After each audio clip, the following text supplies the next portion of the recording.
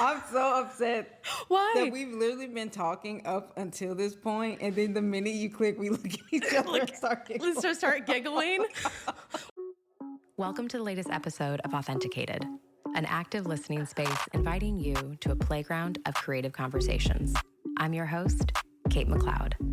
I am insatiably curious, and I love optimizing my creativity, especially my creative thinking, because it leads me to creative solutions. It's a method of my creativity I practice and share out loud to inspire more independent thinking in a world pushing conformity. So join me with an arsenal of creative thinkers, from multi-hyphenate artists to entrepreneurs or niche experts willing to think out loud with me as I continue to explore and define the creative conscious.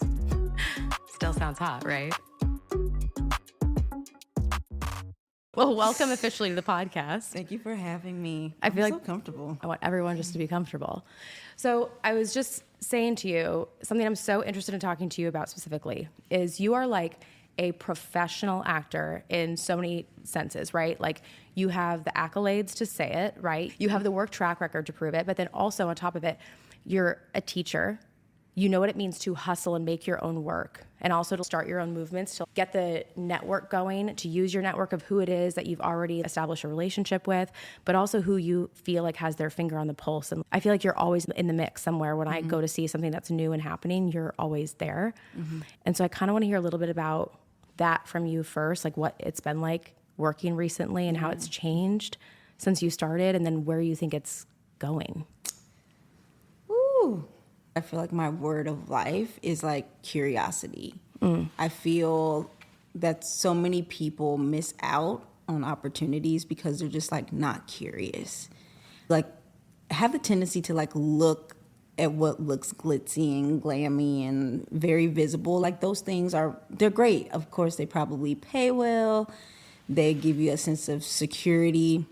But I feel like the artist should always be teetering a little bit between like what feels secure and what feels a little dangerous. And I feel like the most fun happens somewhere in that little space of like, is this going to be bad? Is this going to be good? But you like learn something about yourself. And I feel the marriage between being an artist and like being a teacher and being attuned to what's like happening in the world is like the only way you can reflect humanity. Like how can you portray humans on stage, on screen, on paper, whatever, if you like are not attuned with any human beings? Like I feel over the last couple of years I've just said yes to whatever can fit in my schedule if I can make it fit. Like I very rarely am saying no unless something looks god awful or looks like it won't serve me in any type of way. But I feel like I've learned just so much from just like, yeah, I'll say these 5 lines. Why not? Yeah, I'll say try those it. 10 lines. Sure, whatever. So is this curiosity for unknown? And then does that curiosity also give you the bandwidth to be able to work constantly? I think so. Okay. I feel it liberates you from trying to solve everything beforehand. Like you kind of go in and you're like willing to fail, willing to try, willing to... I was talking to someone today and I said, I think the thing about going to school for this in any capacity is the ability to fall in love with process as much as product. And I feel that the best products come from people who have a process. And everyone's process is a little bit different, right? Like you go to school, you take a class, you do readings with your friends, like whatever it is, like you have a set of tools and you can always tell those people that come into a space and they like open their toolbox and they pull every tool that they have out. And you're like, why, bro? Like you just need a monkey wrench right now. Yeah. And there's a sense of, I don't want to say necessarily like ownership because everyone's understanding of skills there's stuff I've learned that I'm like, I don't know if I'll ever use that. But to me, going to school is this opportunity to get a whole bunch of tools that are just access points for work when you don't understand a character or don't understand how to get into a process, especially when you're creating something. It's so different in the theater realm of replacing someone. The blueprint is kind of already there, and very rarely is anyone asking you to make something new. They're saying, can you do what's here? If you're creating something, you know, no one knows what it looks like. No one knows what it's going to sound like. And what's given to you is oftentimes just a suggestion. Yeah, I think you also made me hear that question or statement, can you do this differently? I don't think I had heard it like that before, but can you do this? This is the thing to do. Can you do it? Can you do it? It's that simple. It's bringing yourself to like, here's the thing. Can you do this? I think even, and I hate like saying like buzzwords, but you know, when people talk about like representation and things like that, I understand the concept of it, but sometimes there is a lack of representation because I think people that are underrepresented are not curious about what is not visible yet. And we have to fall back in love with doing like plays in our friends' basements. The people who are parallel to us in our careers, who maybe are not as high up as we feel like those are the type of people we should be working with at this point in our lives. Who cares? Like Ryan Coogler was not Ryan Coogler 15 years ago. Like you have to fall in love with like the potential of people, and those are the people that are going to catapult you to the top or whatever sense of visibility or opportunity you feel awaits for you. Like I love sitting in a room and hearing someone's script for the first time. Like that's the best gift. If you think you're a good actor or want to be a good actor, that's the best gift you can give somebody. Is like, I'll say your words out loud. Yeah. I'll like read this with these other people. I'll talk with you about it. Like we have to stay curious because there is a infinite amount of space for things to be made. There's a finite amount of space for people to fit inside something that's already been created. Yeah. And so if there's only like one alphabet, one person is going to get it, and it might not even be the best person. Like you have no idea why someone is getting that specific gig. But your friend who you went to grad school with, who's writing a new play, and they just want to hear something, who knows? Jump in there. Jump in there.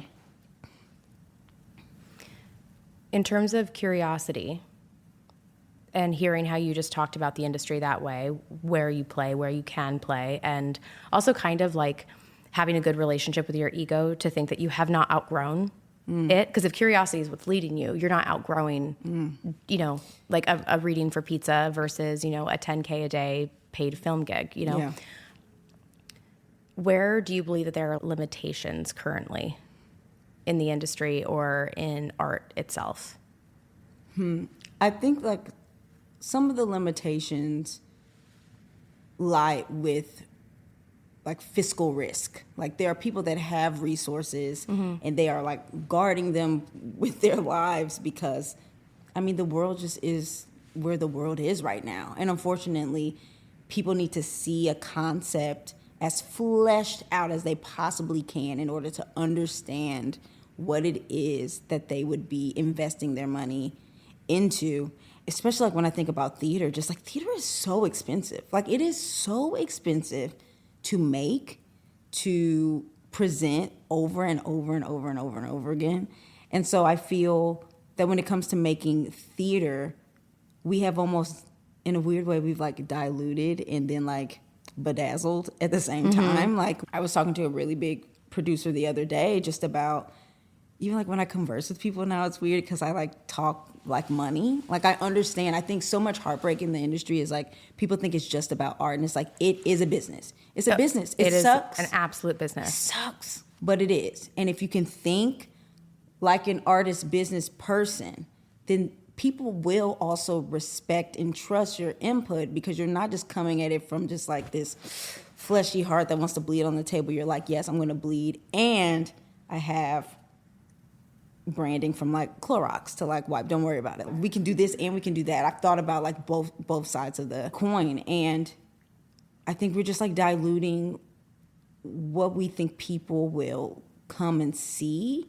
And so then we're presenting to people with the resources this like tampered, a la carte, vomit induced like piece of art that's just talking about everything, so it's not talking about anything, but it has like ball gowns involved. People, I think it's like no one trusts that people will get it, and so you're bringing to the people with resources what you think they'll like instead of being okay with maybe those aren't the people to make your thing. When it comes to acting, when it comes to writing, when it comes to production, theater, full stop, it's about being present. So if you're basing the success of something or what you're going to do right now in the present off of how someone is going to perceive it and digest it later, you've already missed the mark. You missed the mark. You missed the mark. You missed the mark. Sometimes the greatest hits, they start off in a bar, and then they move to apartments, and they go apartment to apartment to apartment. Mm-hmm. People go, whoa, did you see that thing? And the people, I didn't even know that thing was happening. Oh, wow, now they have like a rehearsal studio that they're using. Oh, I have to go see that.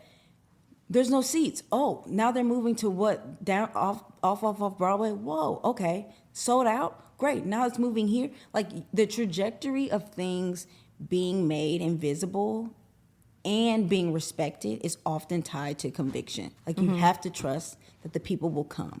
Like the best speed that people have been talking about is like the elevator repair service that did like Gatsby at the Public years ago, and they like read every single word. Like you would be surprised what outlives you when you say what you mean what you say, and you're okay if people don't get it. Trust that maybe the same way that you're attracted to uncomfortability because you just want to see what else, maybe other people are too. And also if you look around in the world today, who's comfortable? Ooh, very few. Yeah. Very few. Unless you don't have access to internet and you live in a temperature controlled room. Do you know what I mean? With all your supplements and your IVs, like no one's comfortable. No one's comfortable. And if they're comfortable, they're uncomfortable with the fact that people might think they're comfortable. Like I hope no one thinks that I literally think I'm okay right now. Yeah. How do you set yourself up so successfully to just go with the flow and always find that you can keep putting a foot in front of the next? I think you have to seek out, first off, where all those people hang out. Yeah, making yourself available. You know, it's weird because it feels like theater and like the arts, like it's one big club, right? Oh, but like there's like a bunch of little pockets of like subgroups in this like major like entertainment group, and you kind of have to trust. Like I think about like Ann Dowd and Morgan Freeman, and I think about these people who just really their prime just happened or is happening. And it's like I think we think so much about I'm in my 30s, it hasn't happened yet, or like I'm in my 40s, it hasn't happened yet, I'm in 50s. It's like right, but like you have a 70-year-old person's soul, a 22-year-old person's face. There's so much time that you need to fill with perfecting your process so that when your face catches up with your soul and you finally get these opportunities that you are not unsharpened. And if you kind of look at it that way, you're always seeking like who's making stuff that like I can be doing right now. So I'm not waiting until I'm 55 and I'm finally like all aligned to be working. Like so many people that we watch as writers, directors, designers, so many people, the things that they're making in their 50s, in their 60s, in their 40s are because they spent their time in between sharpening themselves. And sharpening yourself to me is not always just like I'm doing a play and like at the YMCA. It can also be like I'm working in finance right now and I'm paying off my student loans and I'm hanging out with my family and I'm married and I have a couple kids and like we go to Bermuda every year, and like one year Lolly like choked on a pea at the dinner table and like a person like came over and like did the Heimlich on them and like saved their life. And then we went and ate dinner with their family and I met the granddad who told me about how he like served in like a war or something. Living life. And, like, you know what I'm saying? Like you're living life and life informs. And I feel like so many people just isolate and incubate themselves. They can only missing out on being a full person. Yeah. Like stop changing your vacation around for a callback unless it's like Steven Spielberg or something. They can wait. Go be with your family. You know, I think for me personally, one thing that really I feel like I've always kind of been liberated in the sense that I'm like, it's not that deep. I say that to myself all the time, like it's not that deep. Or I say like, we're at war. Or I like say stuff that's like, there's so much more perspective shift. I'm like, for real? Like I remember I went in for Be More Chill. I think this was the moment where it all like shifted for me. I went in for the off-Broadway production and I didn't book it. And I remember I was being a teaching artist at the time I was teaching with Stages on the Sound, which Okay. I'm going back to because I love Stages on the Sound. And I remember being so upset. I'm like, I'm looking around. This is happening for so many people. Like, why is this happening for me? And at the time, I don't know if I had an agent or not, but I read the breakdown for SpongeBob the Musical. And I was like, oh, I'm Sandy Cheeks. I was non-union, no representation. I stood in line. I auditioned. I got called in like 5 times. I read with Ethan Slater because I said yes to myself. I read something, was like, I don't necessarily have the credentials, but this is me. I'm going to go do it. And then parallel, I was in grad school and the training was like this weird mix of like Grotowski and Suzuki and viewpoints. And we were working on these physical metaphors. And I remember I was doing like the Medea. This is like such a weird tangent. I was doing this Medea scene.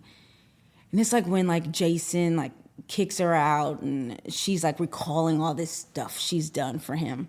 And I remember that my professor was working on us getting specific and making something a physical entry point to be specific about text and like what it means to say what you're saying, but it means something specific to you. And so I had built this porch, and I remember I was in for SpongeBob like 5 times, and they were like, you're great, like you're amazing, you're not gonna move forward. I remember. And I couldn't figure out like how to do this metaphor in class. And something was like, type in no into your email. Like no, type in we're so sorry, type in unfortunately, like type in words that are like people letting you down. And so I went and I printed out maybe like 100 emails of like people, of me like not booking something, me interviewing for a job and not getting like a second interview. And I printed them out and I had made this porch in class and I like put all the emails on the floor. And I came in the room and my prep before I spoke was I had to silently to myself read 3 emails before I could talk to Jason. So I was reading the emails and like something like sparked in me that like I had given my best in what felt like all of these like situations. Like I was perfect for them, I deserved them, whatever. And I like spoke to this invisible man, like he's not even there. And I'm surrounded by all my rejection, like in this space. Nothing about the words changed, like nothing. And I remember I went in for Be More Chill. And, you know, I was like, you know, prepared and, you know, cute and blah, blah. And then like I didn't get off Broadway. And I just remember talking to my mom at the time and I was just like, what's happening? Like, why can't I like, and I had been through a few artistic experiences where they're commercial, but I always felt like a downtown person where I'm like, again, I'm like, I'm curious. I'm not like doing like, we're doing a show, you know, I'm trying to find an honesty as a character. And I remember they called me back in for Broadway when it transferred. And the final callback was on my birthday. I will never forget. It was like summer and fall outside. Like I was like, it's cold and it's hot. I don't know what's going on. And I remember I wore a little Harry Potter crop top and jeans. I will literally never forget this. And I walked in the room and Stephen Brackett was in there and Jen and Joe and one of my other friends who was the pianist at the time. And Stephen's like, how you doing, girl? Like, hey, girl, how's it going? And, you know, usually in a room, people are like, it's good. Like, so happy to be here. Like, how's everyone? And I remember I was at the piano, and it was like I turned. Like, something in me turned. He was like, girl, how's it going? I was like, I don't know. I don't know. It's cold. It's hot. What are we supposed to be wearing? And he was like, what? I said, it's fummer outside. It's fummering. Like, what do you wear when it's cold and it's hot? I don't know. Anyway. And I did my little audition. I had a great time. They had me do a dance callback. And, like, that's not my ministry, like, at all. I'm a hard worker. Mm-hmm. But, like, if you want someone to flip and have pointy feet, you don't call me for that. And I remember I went into the dance call, and it was, like, a lot of tutting and, like, a lot of dancing. And I didn't know what was going on. I was in that room, and I said, do that, run that back, run that all the way back. And then I ended up booking it. And I remember she doesn't work there anymore. Rebecca Harrell was one of the casting agents at Telsey. And I will never forget, I went on for Christine, and she emailed me and was like, I heard you were on, and I ran down the street because I wanted to see you be on. And she was like, you were doing those dances so well. She was like, I was in the back. I was crying. Like, I'm so proud of you. And that show was like the first show in practice and application where I learned the type of stuff I want to be doing and the type of stuff I don't want to be doing. And it is so easy to fall in line to what feels like visibly validating.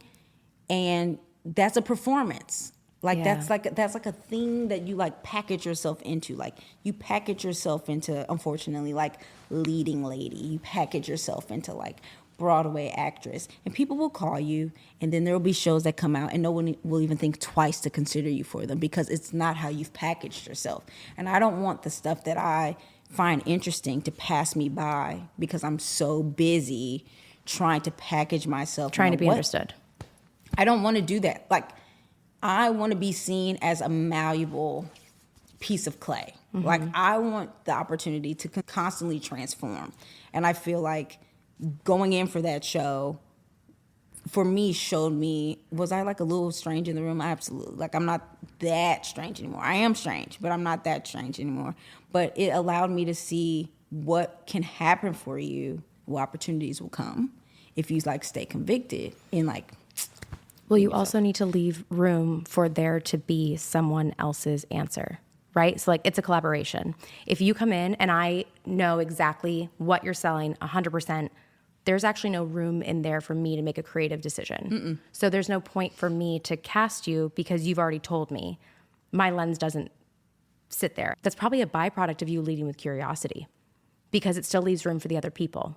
And you saying like, yeah, no, I don't want to do you saying I'm a little bit more downtown than I am commercial. Mm-hmm. Also, visually, when you were talking about all the no's printed out on, and unfortunately and all the things, printed out on the ground, that also is like a huge symbol of the amount of opportunity that you've made for yourself. Mm-hmm. Because one, incredible to be able to reckon with so much rejection, right? Like we know that just comes there. Yeah.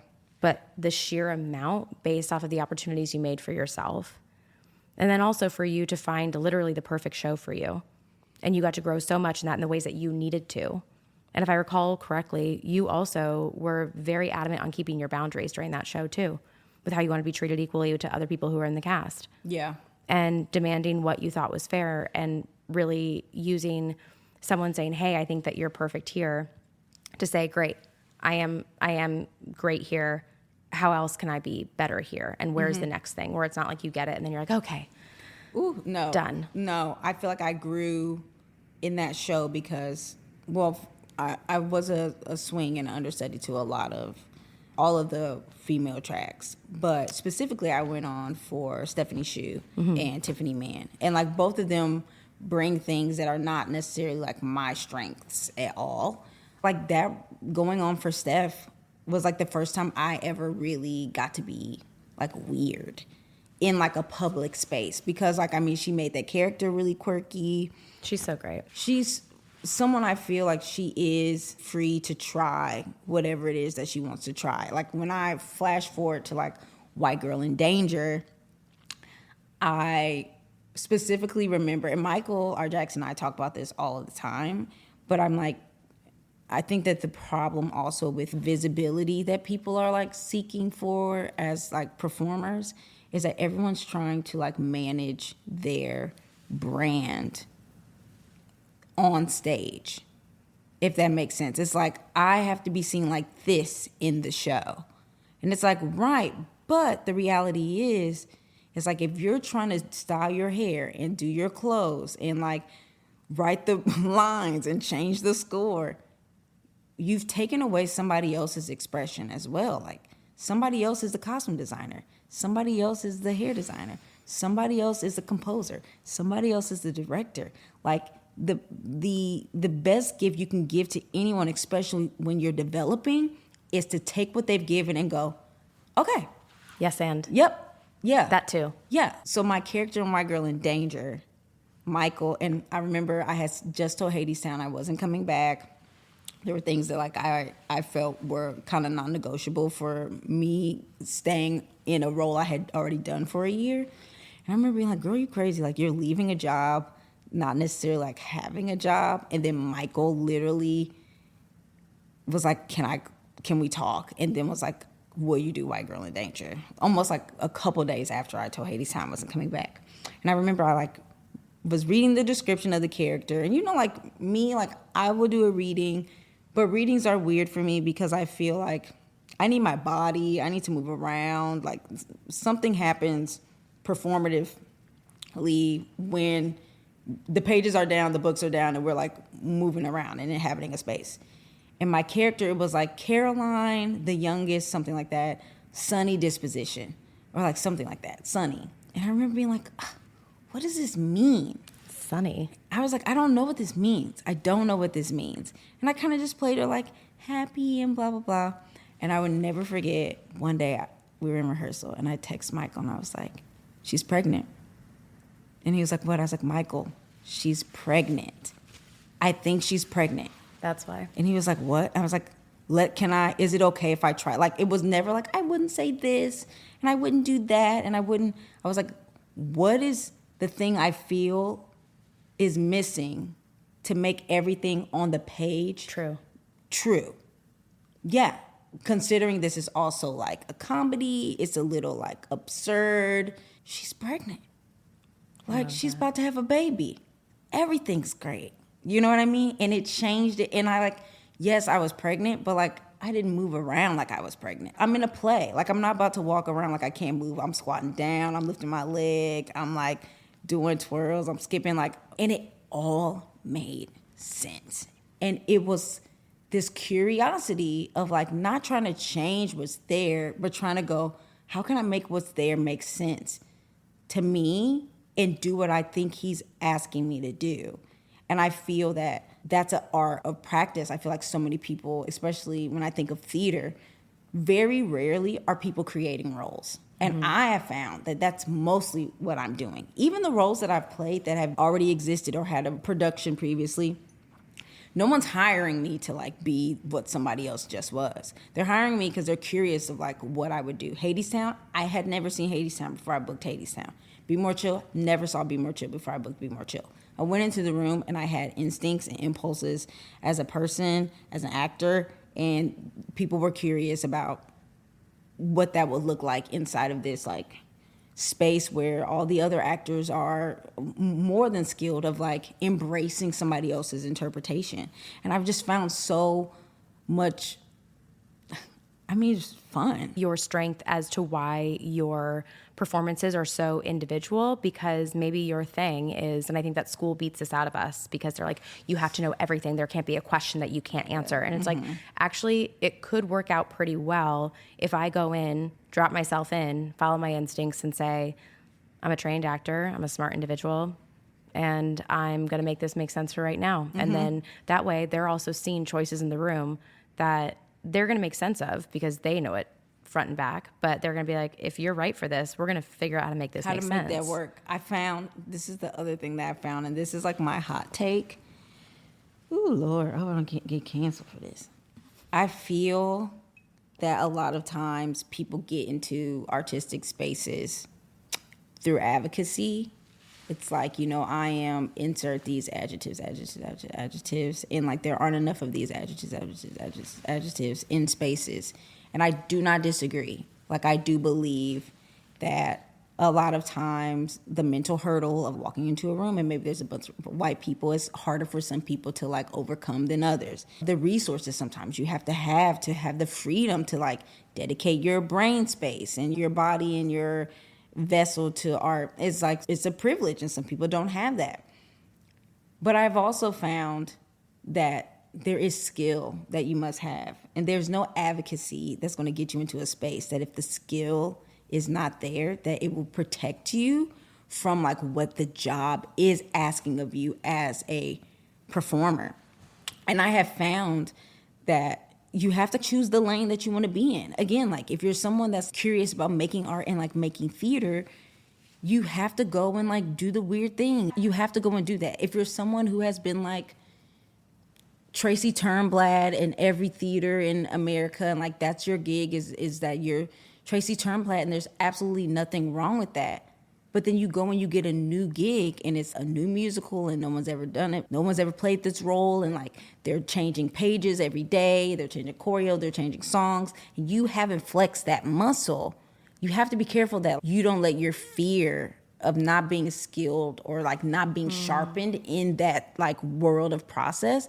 You have to be careful you don't let that lead you into the space of like, how can I self-preserve? That's why it's like you have to kind of know what it is you want to do. There is a brain power that goes with like getting up in the morning during previews. You have a new 2-page monologue. How are you going to do this monologue tonight? Well, if this is a muscle that you flexed, you know how you learn. And then you also know how to advocate in a way that's not saying, I can't do this or I don't want to do this. A way that says, great, love this monologue. Is it possible that we do a cut of it tonight so I can get the first chunk in and then like grandfather the second chunk in tomorrow, and then we can see like how it's working, or like work on it fully today and then put it in tomorrow? Like you're not coming in from fear, you're coming in from like offerings of like, these are the things I need to do what you're asking me, because I want to do it because I'm interested in like how that's going to change. Trusting your own process too, and also hearing the permission that exists in you having the job. You're a professional and you're in that room for a reason. 5-page monologue, know it by tonight. Great. So I want to approach this 2.5 pages at a time. And tonight I need feedback to know what the motion of this is, so that I can develop a full approach to this monologue. Thank you very much for the assignment. This is how my process approaches it. Everything is a negotiation. Everything is a collaboration. It's sounding like one of your skills is knowing that, like the confidence comes so clearly to me with, okay, great. So that's what you want. I'm going to tell you how I'm going to get you that.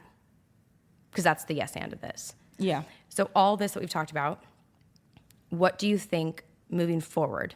What do you think the opportunities in the industry are going to look like? Where do you think our industry is going in terms of what's going to have attention and what's going to be most successful? I think what's going to be most successful are the people who band together and just get stuff done. Sounds crazy to say, because I feel like those people have always existed. Those are also usually the people that rise to the top anyway. Yeah.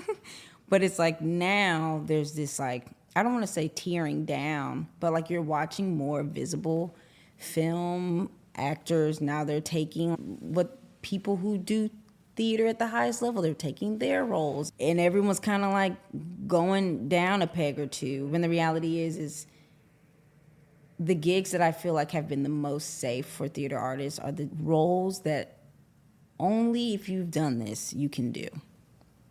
And I am the most curious about doing that type of art where it's quick and fast, or it's, okay, you have to play these 7 instruments, but you also have to play these 7 characters, and then every night everyone's rotating a role. You know what I mean? Like something crazy where like they pitch it and everyone in the room is like, all right, let's get to work. Like let's figure it out. I think those are the people that are going to, because the thing is like the money isn't gone.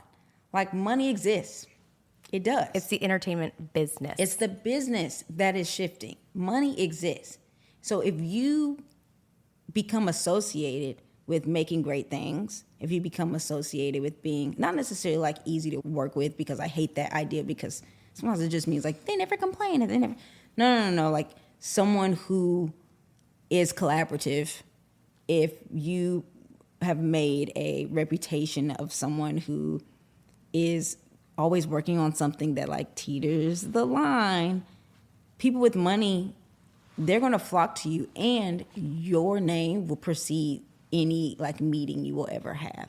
There are people that I've known, oh my gosh, 10, 12 years, and now they're like Pulitzer Prize finalists and Pulitzer Prize runner-ups and like Oscar winners and Oscar, because everyone starts somewhere. You just have to ask yourself, like, what is it that feeds me and fuels me? And if you're not someone who like wants to, do a weird play at the bottom of a like Chinese restaurant, then like don't go and do that stuff because like I'm on here telling you like that's where the stuff happens. Like go be. There's another way in. There's other ways in. And yours. Don't be a sourpuss and yuck somebody else's like yum if they like doing that type of stuff.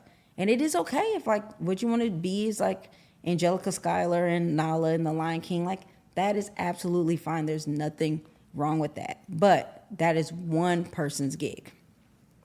That's one. Mm-hmm. And so you have to go find your people, and you have to like support people who are doing things at the ground level. The people that we respect in our industry, who are also like the most visible people, they probably have like 45 notes tabs open of like random ideas and stuff. That's the reality of like someone whose brain is like firing it like a whole bunch of different cylinders. It's going to happen. It's just going to take time. And in the meantime, you just have to be invested in the process as much as you are in product, because the product sometimes is just like reflective of just years and years and years and years of curiosity and failure and growth and draft and adaptation and firing this person and bringing this person in. Like when you watch something that's amazing, the tapestry is filled with so many people who are still there, so many people who are no longer there. Like that's what to me makes art so impactful. You're not just seeing one person's writing, like so much humanness. And sometimes the vapid stuff we watch is like reflective of like the experiences of the people that are like making it. Mm-hmm. And so sometimes when you find something you really like, you're like, who made this? And then like look at their life, because they've gone and lived something, or they're humble enough to listen to people who have. I love hearing you say this. Not only do I have a bunch of tabs in my notes, I would also argue that our text chain back and forth to each other. Oh my God. It has a lot of like those ideas and like defining who you are, whether it's, I'll just speak from my experience, but training to be an actor for so long, working as an actor for so long, and then knowing this isn't where I need to be right now. And even though that took a lot to be like, I'm going to go do some writing. Mm-hmm. I'm going to go start a production company. I'm going to go do this. I'm actually going to start some creative businesses. I'm going to do all this. Like you said, it helps me further define who I am, so that a friend who's a rep texts me yesterday and literally sends me 2 breakdowns that are absolutely perfect for me, mm-hmm. based off of who I've been showing up as, not mm-hmm. just as Kate the actor. And like other friends who mm-hmm. I do a workshop later this month, and she has written this part for me, mm-hmm. and it is a nasty, nasty character. And she knows I just like to go have fun with like that. But then these other 2 roles that came up for film, knowing that I'm very business minded, but then also knowing that I love to play like a little mm-hmm. fucked up. Like that's mm-hmm. so fun. Information. It is for just the people information around you. And when you go out there and you like just do a gig just to be doing a gig, that defeats the you're purpose. sending information out. You're sending it out, mm-hmm. and then someone gives you a thing that's like that thing, and you're like, that's not what I wanted. Not what I want. It's like you just did that thing. Mm-hmm. Like that's why and it's all information. Just have to think, is the output, is what I'm putting out into the world signaling what I want. Signaling the input. What I want. Right? Because everything's circular. Think about a breath. It's all circular. I don't care if it's woo-woo. This is a fact. You see what you want to see. Mm-hmm. If you want to see opportunity, you have to start seeing opportunity. Mm-hmm. And I have to eliminate people out of my life who are like, well, let me bring you back down to reality, because let me tell you, everyone who is, not in your corner. And I'm like, stop. That's not helpful to me. And I'm actually just tired even pretending to be you for a second. Like, I can't. I think that people get upset. Sometimes I feel like with people like us, because we're just like brave enough to be who we are. Mm-hmm. And it feels weird. And it's like, you have no idea how long I've fought for this. I fought really hard to not like go be in Caroline or Change or something. Do you know what I mean? And there's nothing wrong with that. Those types of play, like there's nothing wrong with that. Mm-hmm. It just doesn't feed me or fuel me, and that's somebody else's gig. There's somebody else who's been trained to like sing like that, and they can sing like that and do that stuff in their sleep. But I ask myself, I'm like, if I was having a terrible, terrible, terrible, terrible no good day, and that was my gig, would I go on my way to work? I don't know. I don't know if I would be excited. there's something more interesting and exciting to me about creating something where people come in, they have no idea what's going to happen. Or like when you go to rehearsal and you're like, I don't know what's about to come out of my mouth. It's probably not going to be good. It's not going to, I'm probably going to sound bad. And like you said, it's not that serious. It's not that serious. And like over time, this is when like process comes in. Like over time, you just layer and layer and layer, and you pull out a tool, and that tool's not right. But I'm glad I still know how to use that one. And then you pull out this thing, and you're like, and like you just carve and find and find and find, and like you've accumulated all of this information from all of the people. Because one thing I will say is that when you're making something, usually all the people in the room are alive. Because it's new. It's new. Everyone's thinking. Everyone's should be going home and researching, figuring it out, coming in, having offerings. When you're going in to a space and the role exists, there's someone in there that's like, great. So don't put your hand up that high. You're standing on 2. You're supposed to be on 3. Make sure you're on 3. You need to be facing that way. When you come in, you have to come in down 8 and go over to 5. Yep. And there's something like I can do that. I have that compartmentalization in my mind. What I need to do is create an understanding of the type of artist I am so that people start calling me when everything aligns. And like now I'm out in a visible opportunity, and you look at all the stuff I've done and you go, oh, weird. Mm-hmm. Like when you look down and you're like, oh, she's down to play. And oh, let me call so-and-so because she worked with so-and-so. I want to hear what they have to say. You know, like that's what I want. It's also interesting to me that like when you're clear with who you are as well, it also repels people that don't need to be calling you too. Correct. Like there are people that know, don't call me. And good. There are people I've worked with before that I'm like, you should be shaking in your boots when you see me. Because what I also want people to know is like, I can see through the fakery. Like I can see through the mask. I can see through the insecurity. I can see through the like, I don't necessarily want to be like abuse, but I can see the mind games that sometimes people play when they're like inept and like out of their depth in like a project. Like I can see that. And it's never that deep for me, but I never want to be in a position. I feel like a lot of abuse sometimes in our industry comes from people being unskilled and people being afraid. When you feel like this is the only opportunity you could possibly have, or when you feel you should be grateful to be somewhere, or when you are uninformed, when you are unskilled, people smell that and they will abuse you. It can be like what they expect you to figure out on your own. All forms. Pay, so many different things happen. But like the journey you take is also a journey of worth. So like if you take the journey of worth, if you go find a job that makes you feel like you can say no to things, then you won't oftentimes find yourself in these like artistic situations where you're like have to hold on for dear life because like this is the thing that can make the other things happen. It's like, no, babe, like I will go back to my job over there because no one in here, there's no reason to talk to me that way. The bridge in all of this is figuring out who you are, doing what you want to do, saying what you mean, meeting yourself constantly, staying curious about literally just meeting yourself. That's what begets the work that's meant for you. That's how you continue moving forward. Every single already established model business-wise that we have been operating on, it's all crumbling. That's why everyone's acquiring everyone. That's why everyone is dissipating. That's why everything is changing because new models have to be established because the current ones are not sustainable. Yeah. The machine has to change. So if we're all going to start new machines, start building new structures, we all would need to know exactly who we are because you can't play pretend for long enough to sustain building something. It's only authenticity that gets that. It's only being yourself, and it's only knowing the right people to put together who want to be in the room.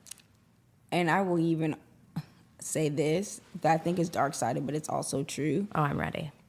I think that while we are in this like time period of like rebuilding and creating systems, it would be to our best interest to also consider that people are building systems that still take advantage. Yes. But they have the opportunity, because they're building, to not be the one that is taken advantage of.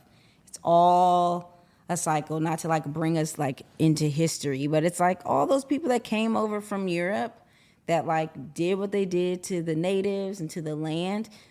There was a system in which they could never climb. Like either you were born into a family that had wealth and power, or you were like poor and there was nothing you could do to change those structurally. circumstances. It was lineage. While this stuff is like crumbling and new things can be created, it would be silly not to consider that there are people who are at the bottom of the barrel in the world that once was, trying to create something that keeps them at the top. Be very aware of what manipulation and abuse can look like, because I think we have defined it in such like 2D terms of like it's always like a man and it's a white one, or it's like just a rich person and a man. And it's like, no. Abusive people are abusive people. And Full it's stop. like full stop. That's what it means. And like sometimes they can look like you and dress like you and talk like you and sound like you. And they will expect you to immediately trust them because they are a mirror of what you are. And like, don't change your heart. I have like fleshy hearted people that are like open and present. And I feel like I'm one of those people.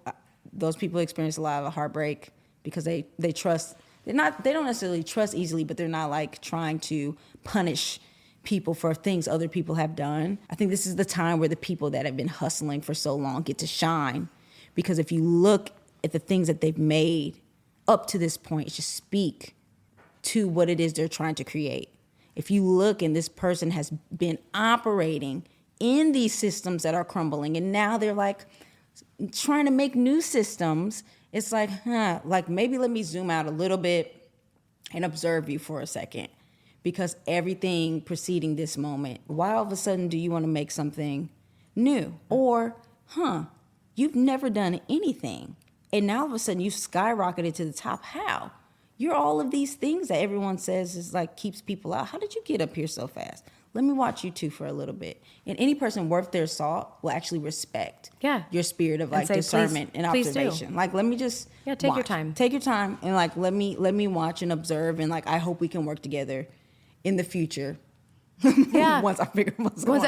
Once I figure it Whatever out. was But, going on. you know, not to close doors. And I think both of those, those characters' traits speak to a person who builds to honor the people involved. Mm-hmm. Who is it built for? Mm-hmm. What is it built for? And also not just for today. This is when you do get to forward think. Yes. But for generations to come. And how do you structurally, as a business owner, even in the entertainment industry, how do you get loyalty? By taking care of the people who are part of the thing. Loyalty doesn't just come by you showing up to work every day. It comes from you trusting that you're going to be taken care of here. It comes from trusting that this could be a collaborative experience, not just I'm built. It's the I'm. It has to be the we. It has to be the we. And there's these little circles that we keep standing in where everyone's like, these are my fears, my astrological sign, my pronouns, and all. It's like, that stuff is great. Sure, whatever. But like, can we just like make what we are here to make? And I'm not saying like these types of spaces where everyone is coming in and getting to know each other, but like you get to know each other in the making. You get to know each other in the process. It's like we are losing the plot of what it is that being an artist and an actor is supposed to be. And because we've lost that, the business has swallowed up the artistry. And I do think that there was a time where they kind of worked together and it trusted that people would like it and they'd come, and people would hate it and they'd also come. And that was okay. And I feel like now we need people to come and like it, because if they don't, they won't come. And we are hurting our communities by not putting out well thought out, specific, unapologetic pieces of art that are not being made to be like easily consumed, but to be honest about literally anything. Well, it's seeking equilibrium without acknowledging that in order to seek and get equilibrium, there has to be turbulence first.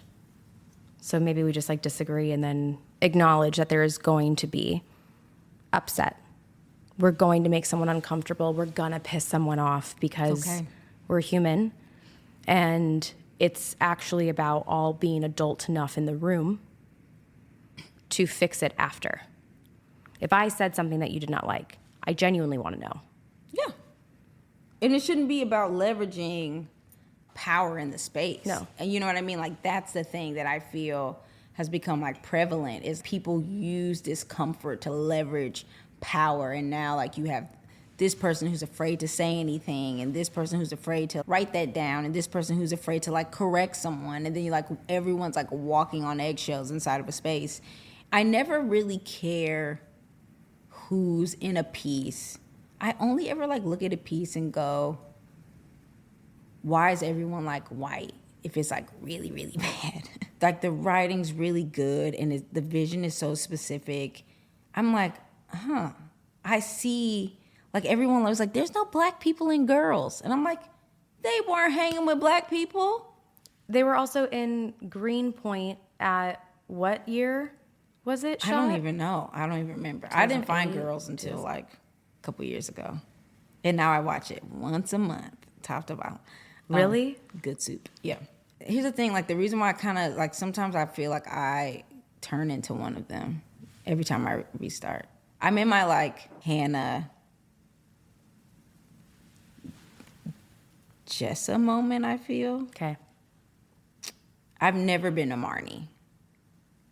Never been a Marnie. Marnie is like the gateway to the white lady in Get Out. I'm like, yes. Same Like actor. you literally, Yeah. that's you later. So you're saying Allison Williams found out who she was and is finding I her. feel like Jordan Peele saw that and was like, that's her. Mm-hmm. Like she's playing that role. Which like, yeah. Mm-hmm. I don't know.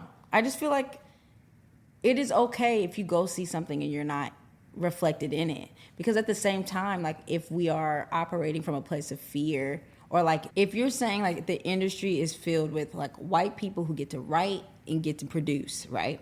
The hill that you're dying on is like only white people get to write and like make them. But then you also say you should only write like what you know, and you should only show life that you've experienced. How can you then be upset if like they're making things and like only people that look like them and they've experienced are being represented? And why would someone else's truth of their experience mean that yours can't be true at the same time too? And at the same time, sometimes when people write and it's not a person that they are, a person that they know, when you yes and, you can also consider the possibility that maybe your character isn't so fleshed out because it's from the viewpoint of this person who couldn't possibly understand. And so it's your job to flesh them the rest of the way out. Flesh them out, or say, this is the world, this is how they view me in their world. Like they're not looking at me from a 3D lens. Okay. It's like, this is how much of me they know. It's like when I do watch Girls and like there's like a few black people peppered in there, none of them feel fully fleshed out, but this is how Hannah views them. And Hannah is like not someone that's always listening. So like what I'm hearing from Donald Glover's character is all that she was quiet enough to hear. You know what I mean? Yeah. Like, yeah. It's like, yeah, it makes sense that he's Republican and like nerdy, because like that's all she made space for him to like occupy in her life. In her brain. Yeah. Through her lens. Through her lens. Absolutely. It's like sometimes it's okay, because in the real world, it's the same thing. Like very few people know all of somebody. And we each know all of like maybe one other person. If we're Maybe lucky. one other person. But like we each, I was going to say we each know like all of ourselves. And I was going to say, I don't know about that. I don't know about that either, but I do think I know me best. Like there are people that will never know me. But you knowing you is so reflective in your work. And that's why you keep finding honest things that are perfect for you. That's what you say. No, That's what you say. but what I mean perfect is like an entry point for you to continue. Yeah. I just go like, that looks fun, or like, I've never worked there. I'd be curious to work there. Try it. I'm just like trying to have a good time, I feel, and like I don't take it sounds crazy. It doesn't though. It doesn't. It does feel crazy to say, but when you're yourself everywhere you go, like people just know what they're getting when they call you or when they're hiring you. And I mean, it is a practice to be like, no, I'm not doing that. But then you also get to be yourself wherever you go. You do. And it's fun. Like, it's so fun. I am, like, when I am rested, I am the fun. When I am rested. When I'm rested, like, when I'm tired, like, I'm Caveat. not real. Like, I must be rested. I must be horizontal. Like, everyone knows, like, I play The Sims. I'm also, You like... do love The Sims. I love The Sims. I've killed a few people on there. Like, I love a good, like, put them in the swimming pool with no ladder death. And they walk around until They just walk until they drown. Or like putting them in a house with no window, no doors until they're hungry. And they're like... But do you check in on them? You're like, eh. I just like in my bed, just watching them walk around.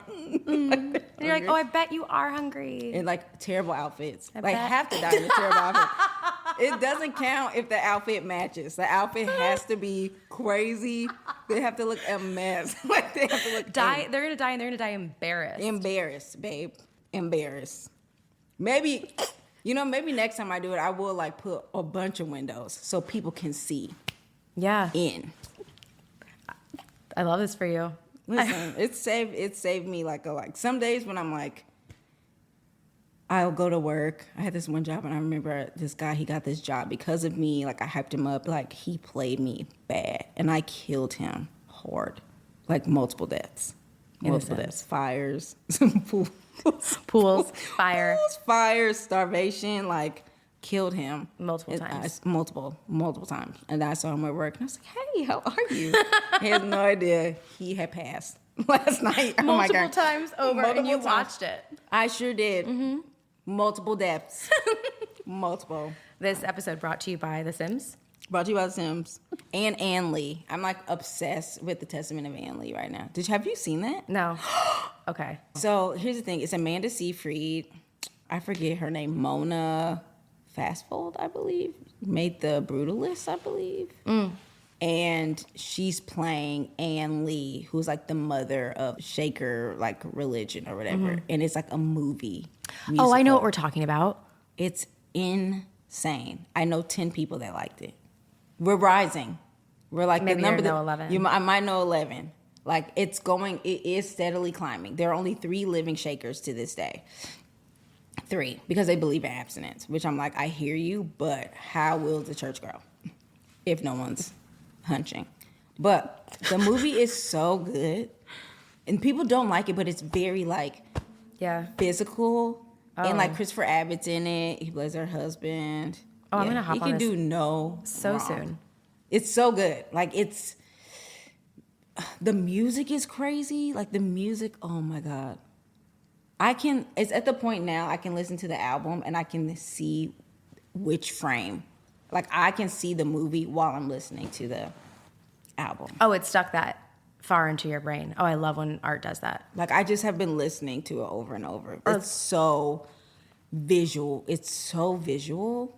The music is so, the Academy, whoever votes and didn't give this anything, is like, this is just like proof, like you have to go do it. Like somebody is at home, watched Ann Lee, and is going to make a movie, and in 20 years they're going to thank the Testament of Ann Lee for inspiring them. Like, that's what I mean. It's like I watched that and I'm like, you had a vision. You had a vision. I see it. It's so beautifully executed. The storytelling is so good. And it's also going to have its effect. Girl, like the first still is like they're in the woods, and then like there's like these bells, and then people walk behind the trees and they're like, and like they go up, and then boom, it cuts to black, and it's like drawing, and then like it cuts back again, and like, and then back to black. Like it's so good. So this is literally my brand, and I haven't seen it. You have not seen it. There's inspiration for me, is what you're There's saying. a woman at the top who talks to us about Ann Lee, and like she opens her eye, and one of her eyes are going, When a film starts and people's eyes are already gone at the top, you already know. You know, the You whole know. thing. You Buckle know. up. You already know. You already know. She opened that eye go on. I said, oh. Oh, that's where we're starting. Oh. That's the foundation. It's so good. Thank you so much for coming on today. You're welcome. I'm going to plug all your info in show notes. But thank you for just like continuing to show up as yourself and create, because it's like we're just talking about the right people find it. They get that inspiration that they need. So just thank you for always doing the brave thing and being curious. Thank you. Yay! And those are the latest thoughts. Thank you for sharing your thinking space with me today. I hope you're continuing on with new questions, answers for now, thoughts, and curiosities of your own. Please like, subscribe to, and share anything and everything that resonated. Send me questions and intrigues that my creative work or this episode brought up for you. For all things that I'm working on, creating, and exploring, head to the show notes. Until next time, babe.